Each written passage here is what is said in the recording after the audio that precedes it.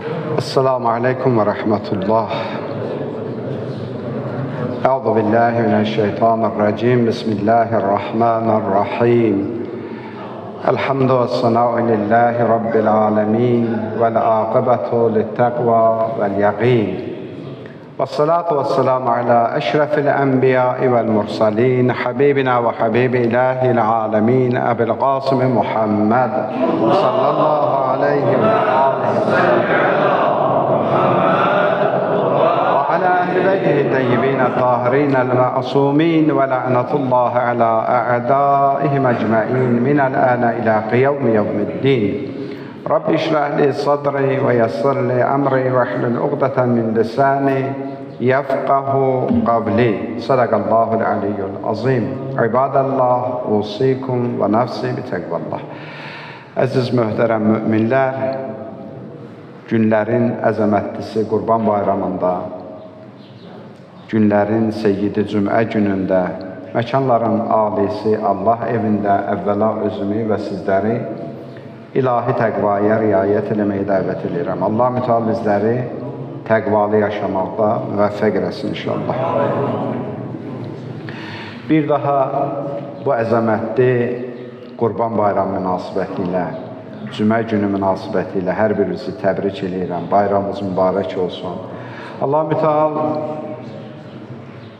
Həzrət Hüccətin zuhurunu təcil etsin. İnşallah gələn il o əzəmətli ağanın imaməti ilə Məkkədə Cümə namazı qılıb, bayram namazı qılıb, Minada qurban kəsməyi müsəlmanlara, bütün arzusunda olanlara nəsib eləsin inşallah. Qurban bayramı səhər bayram namazında da danışdıq. Müsəlmanların ən əzəmətli bayramlarından biridir. Müsəlmanların vəhdətin, izzətin, əzəmətin göstərən bayramdır. Qurban bayramının əsas mahiyyətlərindən də biri bəşərə, dünyaya müsəlmanların vəhdətini göstərməkdir. Bütün dünya müsəlmanları əqidəsindən, məzhəbindən asılı olmayaraq hamısı cəm şəkildə bu günlər Kəbə evini təvaf edir, bir yerdə namaz qılır və bu dünyaya bir mesajdır ki, biz baxmayaraq ki, ibadə məsələlərimizdə fərqliliklərimiz ola bilər, amma Allah əmri gəldikdə hamılıqla bir yerdə cəm olmağı bacarır. Yəni, həccin əsl mahiyyəti bundan ibarətdir. Və bundan ibarətdir ki, müsəlmanların izzətin bəşərə göstərsin. Və həccin sairdə mənəvi mənaları var və onların barəsində Həzrət İmam Zeynəl Abidin əleyhissalam bir hədisdə bizlərə daha dəqiq bunları izah edir. Buna görədir ki, Quran-ı Kərim əmr edir ki, bilmədiyinizi zikr əhlindən, elm əhlindən öyrənin ki, onlar məsum imamlardırlar. Allahın bütün ayinlərini, bütün ibadətlərini, bütün kəlamlarını ən doğru izah edə biləcək insanlardır. İlahi elm sahibidirlər. Bir nəfər həcc ziyarətindən qayıtmışdı. İmam Zeynəl Abidin əleyhissalam getmişdi həmin şəxsin ziyarətinə. Şibli adında bir şəxs idi. İmam Zeynəl Abidin əleyhissalam o adamdan sorğu-sual edir, əzizlərim. Sanki bütün müsəlmanlara bunu izah etməksin ki, həccin mahiyyətin başa düşün nədir? Qurban bayramının mahiyyətin başa düşün nədir? Bu sadəcə elə bir qurban kəsməklə kifayətlənmir. Bu sadəcə gedib o evi təvaf edib, o hacı adını qazanıb qayıdıb gəlməklə kifayətlənmir. Həccin çoxlu əməlləri var. İlk əməli həccin başlayır miqatdan. Xüsusi bir yerdir. Orada insan ehram bağlamalıdır əyninə. Ondan sonra müqəddəs məkana daxil ola bilər. İnsan ehram bağlamadan Məkkə şəhərinə daxil olmaz. Miqatda durmalısan və ehram bağlamalısan.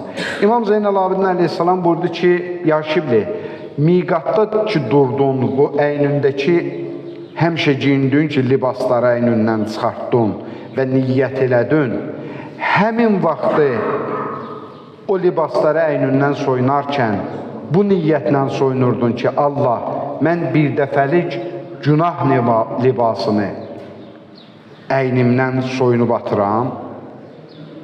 Yəni bu paltarları soyunarkən o niyyət etdimmi? Şibli dedi ki, xeyr, belə bir niyyət mən etməmişəm. Mən sadəcə o libasları əynimdən soyunurdum. Həzrət buyurdu, fəhinə əqtəsəltə, bəs necə qusl elədin? Orada bir qusl eləməlisən, ehram quslu. Nəvəytə ənəkə əqtəsəltə minəl xataya və dhunub, qalə la.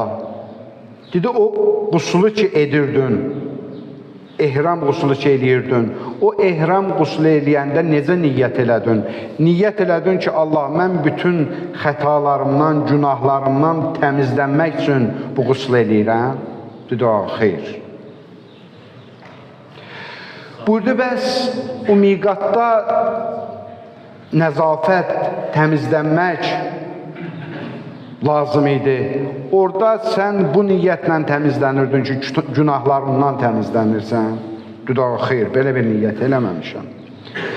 Fəhinə əhramtə nəvəytə ənəkə hərramtə alə nəfsikə kulli muharramin hərraməhullah əzzə və cəl qalə la. Dedi, bəs o ehram kəyini və giyinirdin, ehram 2 dənə parçadır. Bütün müsəlman kişiləri həcdə vacibdir o ehramı giyinsinlər. Biri fitə kimi bellərindən bağlanır, bir də çiyinlərinə atılır. Ehram sözünün mənası haram edən deməkdir. Ehram kəyini və giyindin, 20 neçə şey var ki, sənə avtomatik olar haram olur ta ehramdan çıxana qədər. Deyir ki, ya Şibli, İmam Səccad əleyhissalam deyir, sən ehramı əynivə bağlayarkən bu niyyətlə bağladın ki, Allah sənin bütün haramları özümə haram eləyirəm bu gündən. Yoxsa elə mən həcdən qaydandan sonra həmin adam olacağım. Elə dünən elədiyim günahı bu gün də eləyəcəm. Dünən yalan danışırdım, bu gün də danışacağım. Dünən çəkidə alladırdım, bu gün də alladacağım. Dünən haram satırdım, bu gün də satacağım. Yoxsa mən orada Allah sənə söz verdim ki, Allah day, bitdi, day qutardı. Bu vaxta qədər anlamamışam, bilməmişəm, cahil olmuşam, dünyaya başım qarışıb. Amma mən ki gəldim, sən məni şərəfləndirdin öz evin ziyarəti ilə, bugündən mən sənə söz verirəm ki, bir fərqli insan olacağım. Ardınca Həzrət xəbər aldı. Onda ki, niyyət eləyirsən, ehram ki, əynivə bağladın, ləbbeyk Allahümmə ləbbeyk nidaları ilə həclər yola düşür. O nidaları deyərkən, niyyət elədin ki, Allah səndən qeyrisinə tərəf mən baxmayacam ondan sonra. Ümidim yalnız sən olacaqsan. Bağlantım yalnız sən olacaqsan. Dünya bağlılıqlarının hamısını özümdən atıram kənara, sənə ləbbeyk Allahümmə ləbbeyk deyirəm. Ləbbeyk yəni Allahım gəlmişəm. Allahım eşidirəm. Allahım baş üstə. Yəni ləbbeyk elə bir kəlmədir ki, ərəb dilində. Lüğətdə bir kəlmə ilə bizdə onun tərcüməsi yoxdur. Bəli, eşidirəm, qurban olun, baş üstə, bu cür tərcümə eləcəm ləbbeyki. Ləbbeyk deyərkən, bu mənada dedin ki, Allah day, yalnız və yalnız mən sənə ləbbeyk deyəcəyəm, yalnız sənin sözləri eşidəcəyəm, yoxsa səndən başqa söz eşitməyəcəyəm. Ardınca Həzrət buyurdu,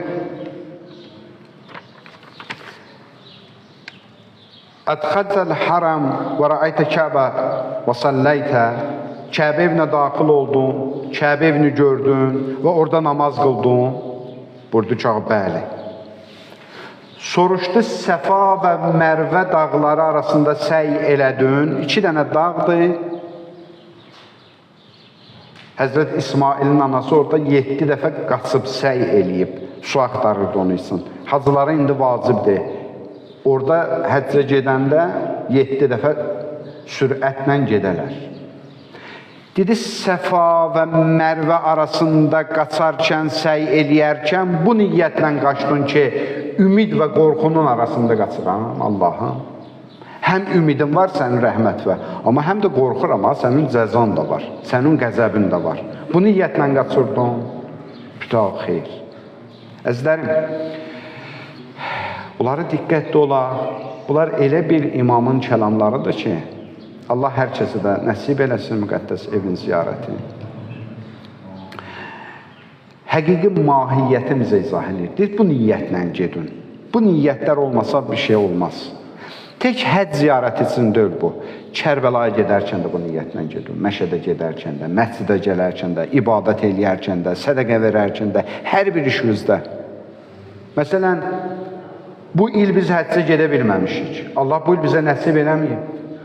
Naumidik, ümidsizlik, xeyr. Əziz Peyğəmbərimiz buyurur ki, Allah varlılara həcci vacib elədi. Dedilər, ya Rasulallah, bəs kasıblar buyurdu ki, kasıbların həcci cümə namazıdır. Əgər məqsəd, məram, savab qazanmaqdır, necə həccə sevinə-sevinə gediriksə, cümə namazına da gəlir, gələydik. Şadlana, mən həccə gedirəm Allah. Mənə vacib elədiyin həccim cümə namazıdır. Ardınca Həzrət buyurdu, tuftu bil beyt və məsistə ərkanı və səaytə. Kəbə evin təvaf elədin, o qara daşı ləms elədin, o qara daşı əlvi vurdun, öpdün onu, səy elədin. Burada ki, bəli. Burada hansı niyyətlə? Bilirsən ki, qara daşa əlin vuran hədisdə keçir ki, sanki ərşidə Allahın özü ilə birbaşa görüşür. Məcazi mənada. Burada sən qaradaşa ki, əlvi vurmusan, sanki Allahla əl verib görüşmüsən, yəni söz vermişsən Allaha. O sözü tuta biləcəksən. Gələndən sonra Allahla kəsdiyin əhdi peymanını qoruya biləcəksən. Ardınca burada safəhdəl həcəb və qafdə bim məqam-ı İbrahim və səlləytə bihi rəkətəyin qalənə. Dedi, o təvafdan sonra məqam-ı İbrahimdə gəlib 2 rükət namaz qıldın. Burada uşağı, bəli. Burada o namazı hansı niyyətlə qıldın? Nə niyyət elədin? O niyyət elədin ki, mən də Həzrət İbrahim kimi tək Allaha itaət sitayiş eləyəcəm və ondan başqa heç kimə sitayiş eləməyəcəyəm. Bir daha xeyr. Ardınca Həzrət buyurdu. Həzrət, mən hədisi oxumuram ki, vaxtımız azdır. Təəssüf edirəm, dedi İmam Səccad əleyhissalam. Burada sanki nə ehram bağlamısan, nə miqat eləmisən, nə təvaf eləmisən, nə namaz qılmısan, nə qurban kəsmisən. O zaman heç birini eləməmisən. Yəni, həqiqi mahiyyətin gərək dərk edirdi. Həzrət sual verdi, burada getdin cəmarata, şeytana daş atdın, bu niyyətlə atdın daşları ki, mən nəfsimi daşlayıram burada. Əsli həqiqətində ən böyük şeytan bizim nəfsimizdir. Şeytanın bacarmadığını nəfsimiz bizə bacarır. Şeytan kənar düşməndir, nəfs daxili düşməndir. Evin içindən kömək eləyən olmazsa, oğru evə girə bilmir. Kimsə ona koordinatları verir. Nəfs həmin rol oynayır. O şeytan öz-özlüyündə bizə heç cür yaxın gələ bilməz. Ta nəfsimiz ona o daxili zəif yerlərimizin koordinatlarını verməsin. Öz nəfsini daşladın. O ki, gəldin minada qurban kəsdin, bu niyyətlə qurban kəsdin ki, Allah, mən bu qurbanın vasitəsi ilə öz nəfsimin başını kəsirəm. Öz nəfsimlə mübarizəyə başlayıram ki, bunların həqiqi mənaları bunlardan ibarətdir və Allahdan istəyək, Allahdan təmənna eləyək. Hər birimizə Allah həcc qismət eləsin, amma həqiqi həcci yerinə yetirməyə qismət eləsin və İmam Zamanla birlikdə həcci təvaf eləyib, orada namaz qılıb, qurban kəsməyi bizlərə nəsib eləsin inşallah. Bismillahirrahmanirrahim. Qul huvallahu ahad, Allahus samad, ləm yəlid və ləm yulad və ləm yekulləhu kufuvan ahad. Sadaqallahul aliyyul azim. Allahümme salli ala Muhammed və ali Muhammed. Allahümme salli ala Muhammed.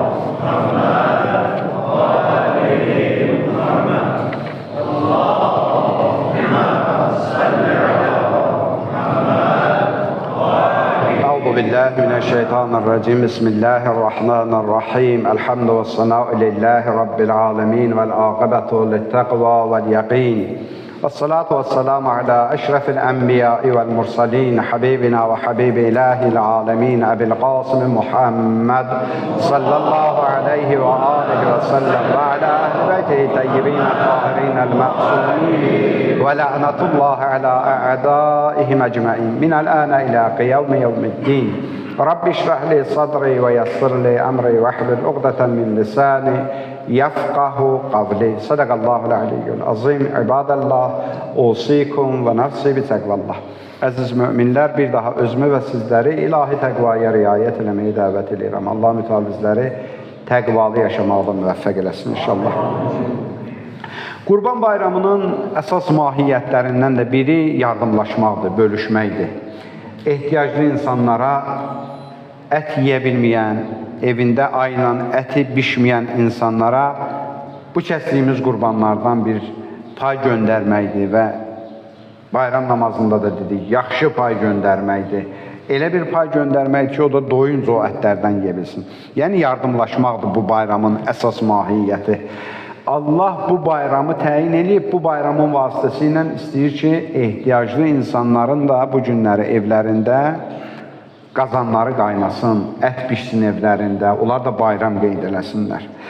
Allah mütəal Quran-ı Kərimdə Zariyat surəsinin 19-cu ayəsində buyurur: Əuzu billahi minəşşeytanirracim və fi əmvalihim haqqun lis-sailinə vəl-məhrum. Ay imkanlılar, bilin və agah olun ki, sizin malınızda ehtiyaclıların, miskinlərin haqqı var. Allah ki, sənə bu qədər pul yetirib, bil ki, o pulun hamısı sənin deyil. Onun içində müəyyən qədər ehtiyaclarındır. Allah deyir ki, mən göndərmişəm, amma onların da payını o pulun içində göndərmişəm, o malın içində göndərmişəm. Sənin malının içində sənin özün olmayan bir mal var. Gətiriblər mənə 100 dənə bir şey veriblər. Ya pul veriblər, ya qızıl veriblər, hər nə veriblər, dəyərli bir şey veriblər. Deyiblər, bunun misal belə 20-si sənin deyil, 15-i sənin deyil, 30-u sənin deyil. Qalanı amma sənindir. Yi, istirahət elə, gəz, tik, qur, yara. Bunlar sənin deyil, ha. Mən onlara əlimi uzatsam, oğruyam, haram iş görmüşəm. Allah mütealda deyir ki, sizin ki malınız var, o malın hamısı sizin deyil. Və fi ənvalihim haqqun lis-sailin. O malınızın içində saillərin də haqqı var. Onlara da yardım eləməlisiniz. Onlara da kömək eləməlisiniz. Əziz Peyğəmbərimizdən də hədis buyurur: Əbğuni duafa fə innəmə turzaquna və tunsaruna bid-duafaihim. Kasıbları, ehtiyacları gətirin mənim yanıma. Çünki onların hesabına ruzu yiyirsiniz və kömək olunursunuz. İşin ki, səhmanda gedir, Allah kömək edir də sənə. Deyir, mən kasıbların hesabına sənə kömək edirəm, ha, öz başına deyilsən. Qazancın ki, çoxalır, deyir, bax, bu öz başına deyil, kasıblara görə mən bunu çoxaldıram. Malının zəkatını verəcəksən, malının xumsunu verəcəksən, sədəqə verəcəksən, ehtiyaclı insanlara əl tutacaqsən. Bunu necə eləyəcəyik? Gizlində ya aşkarda. Quran buyurur ki, bəzən gizlində, bəzən aşkarda. Gizlindənin mənəvi halı var. Aşkardanın təbliğatı var. Amma aşkarda da bu cür olmamalıdır ki, kimlərin abısa geçsin. Və yaxud insan özünü göstərmək üçün bu işləri görsün. Ücb yaransın, təkəbbür yaransın. Bir nə bir şey eləmək istəyir, görsən, 10 nəfərin içində deyir ki, filan şey eləyəcəm sən üçün. Ya orada çıxardır, onun cibinə bir şey qoyur. Niyə utandırırsan? Onun səndən bir aşağılığı yoxdur. Xəlvətə sal, bu işi gör. Heç o da utanmasın. Bir cür elə ki, heç səndən də utanmasın. Ağamız, Mövlamız İmam Hüseyin əleyhissalam ehtiyaclı adam gəlirdi qapısına, deyir, özü çıxmırdı çölə, əlini uzadırdı, verirdi ona. Deyirdi, ağa, niyə çıxmırsan? Deyirdi, istəmirəm üzböz gəlim səndən. Sabah küçədə, bazarda mən səni görəndə, sən məni görəndə, mən səni tanıyım, sən utanasan. Heç bilməyim kim idin verdin. Bax, mərdlik, cömərdlik budur. Bir cür kömək edirsən ki, Allah mələklərini göstərir ki, bax, bu bəndəmə. Gör nə mərd adamdır, cömərd adamdır. Bəli, bəzi hallarda təbliğ nöqteyi nəzərindən Allah deyir ki, bəzən aşkar edin, bəzən bu iş görülməlidir, aşkar olunmalıdır. Onun da öz təbliğat üslubu var.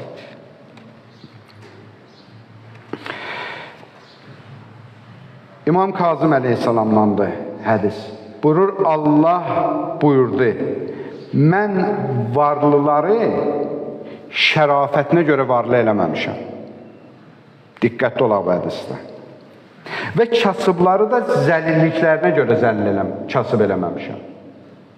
Birdən varrah elə bilər ki, ya, mən özüm yaxşı oğlanam, Allah mənə pul yetirir, deyir, yox, bu cürdür. Kasıb da birdən fikirləşər ki, mən yaxşı adam deyil idim, Allah məni bu cür kasıb elər, deyir, yox, cürdür. Bölgü bu cürdür, deyir. Yaxşı, pis meyarı ilə Allah varlığı kasıb təyin eləməyib. Allah bən necə təyin eləmirsən? İmam Kazım əleyhissalam buyurur ki, bəlkə varlıları kasıbların vasitəsilə imtihan etmək üçün bu cür eləyib. Sənə Allah pul verib, o birisinə verməyibsə, səni onun vasitəsilə imtihan edir. Əgər kasıblar olmasaydı, diqqətli olun bu hədisdə. Əgər kasıblar olmasaydı, varlılar cənnətə layiq olmazdı. Allah kəlamıdır bu. Məsum deyir bu söz.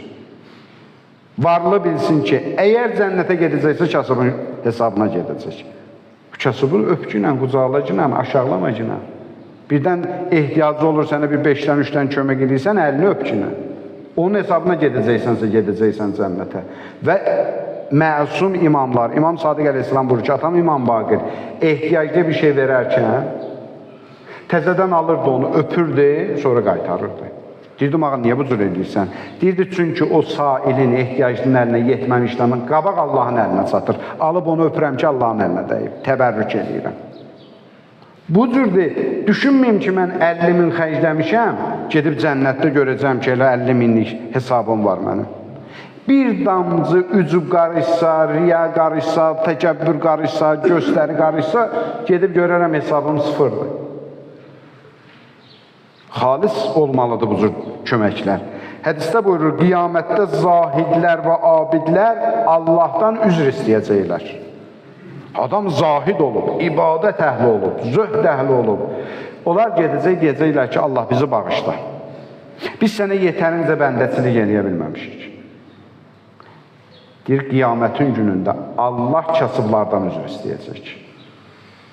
Çünki mən sənə dünyada bir şey vermədim, bəndəm. Və sən də buna səbr elədin, dözdün, gizlətdin. Əlbəttə, üsyan eləməyən kasıbdan söz gedir, da elə hər satanda, dərdi düşən yadına, ahvalə qopardandan yox. O kasıb ki, buna mərdliklə səbr eləyir, dözümlü göstərir özünü. Və elə kasıblar var ki, baxson cəmiyyətdə onu imkanlı adam kimi tanıyırlar. Mən bu cür adam tanıyıram. Adamlar qapısına borca gedir. Özünü bir cür tox aparıb ki, halbuki evində bir şey yoxdur. Amma özünü mərd aparır, tox aparır. Bugün dünya elə dəyişir ki, bugün imkanlılar elə özünü cür aparır ki, fikirləşirsən cibimdə olanı da çıxardım, ona verim. Allah verib bunu sənə. Şükrün yerinə yetir. Və hədislərimizdə keçir. Bir nəfər özünü kasıb göstərsə, Allah onu kasıb edir. Düzü bu cür təqdim eləmirdin özü. Alar əlindəkin, digərində elə bu cür ol. Bu cürdə qal. Ona görə Allah mərd kişiləri sevir, vüqarlı kişiləri sevir. Müsəlmanın bir vüqarı, bir izzəti olmalıdır. Ardınca hədisdə buyurur, Allah mütəal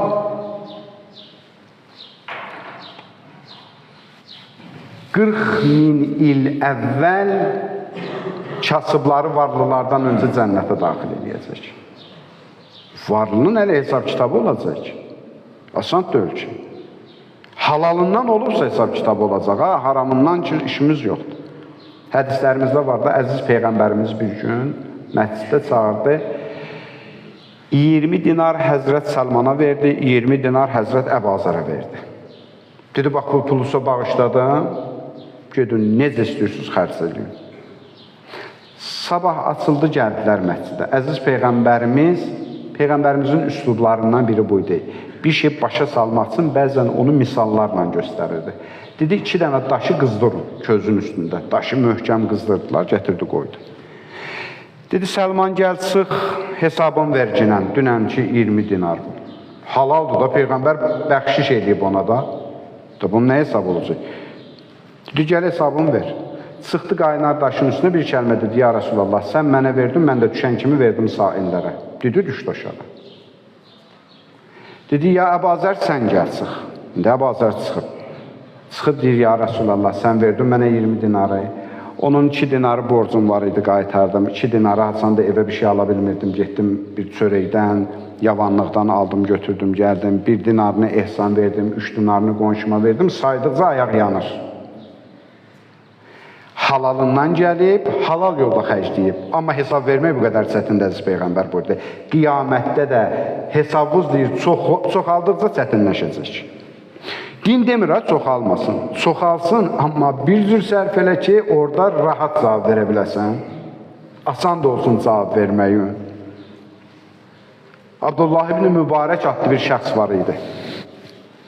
Tarix yazıb ki, 25 dəfə həccə getmişdi.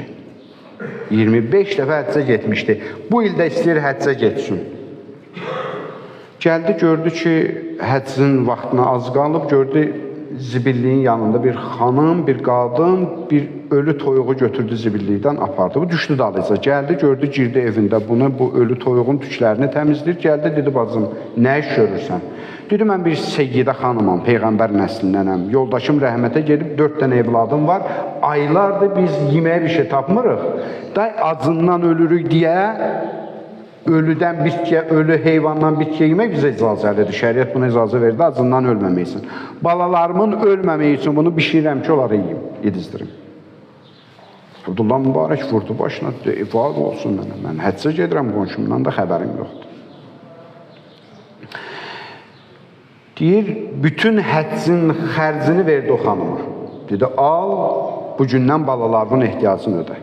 Özü həccə getmədi. Həcc mərasimi bitdi, qonşular, qohumlar, cəmahat ki, həccə getmişdilər, gələn Mübarəklə görüşür. Mübarək yadındadır, Minada görüşdük, Ərafatda görüşdük, Müzdəlifədə görüşdük, Kəbənin yanında səndən görüşdük. Təəccüb edir, mən bu il həccə ki, getməmişdim.